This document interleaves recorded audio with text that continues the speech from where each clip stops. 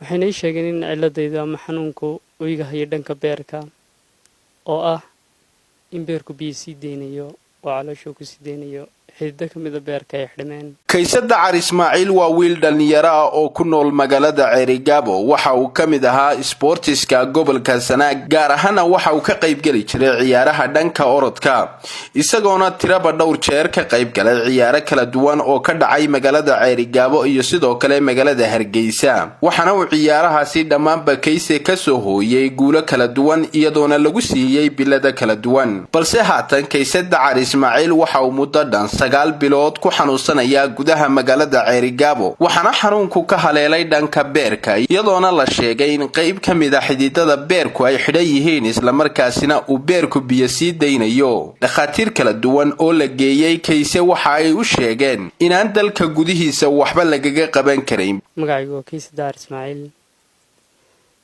ugu horeyn Allah subhanahu wa ta'ala ayaa mahadle. in badan waxaan ka tirsanaa xaqiiqdii bahda sportska gobolka Sanaag laba dhinacba, dhanka kubadda kolayga ama basketballka iyo dhanka ciyaaraha fudud khaasatan orodada, kuwaasoo odhan kara xaqiiqdii natiijooyin wax ku ool ah ayaan ka soo hooyay xilli dhammaadkii koobkii gobolada Jamhuuriyadda Somaliland ee 2016.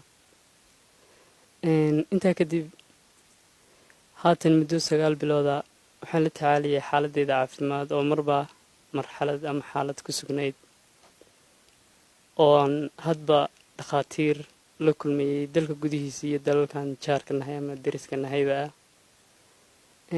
dhakhaatiirta badankooda waxay sheegeen in xaaladaydu ama layga wajahay dhanka beerka xaqiiqdii, oo badanaana waxay ii sheegeen isku jawaab ama isku maxsuul bay ii sheegeen.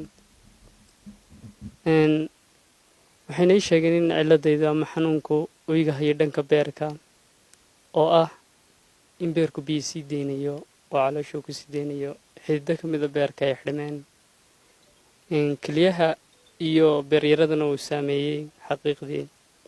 marka ay igula taliyeen dhakhaatiirta badankoodu inaan haddii aan awoodo sida ugu dhaqsaha badan dhakhtar dalka dibaddiisa ugu anbabaxo si beerka ama layga bedelo ama wax ka qabasho kale oo heer caalamiya wax looga qaban karo ay ii sheegeen.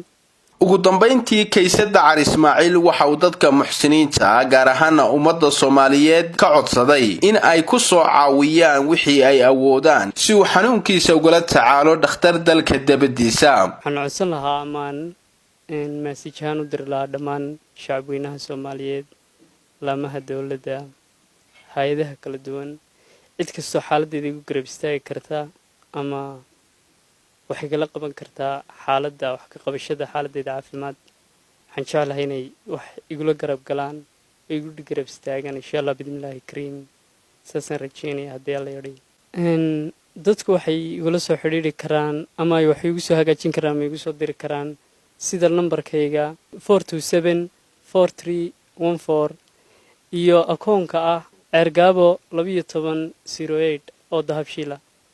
haddaba dadka muxsiniinta ee daawanaya muuqaalkan amaba se uu soo gaadho waxa laga codsanayaa in wixii ay awoodaan ay Kayse ugu soo hagaajiyaan lambarada shaashada ka muuqda. Cabdiraxmaan Axmed, Star TV, magaalada Ceerigaabo.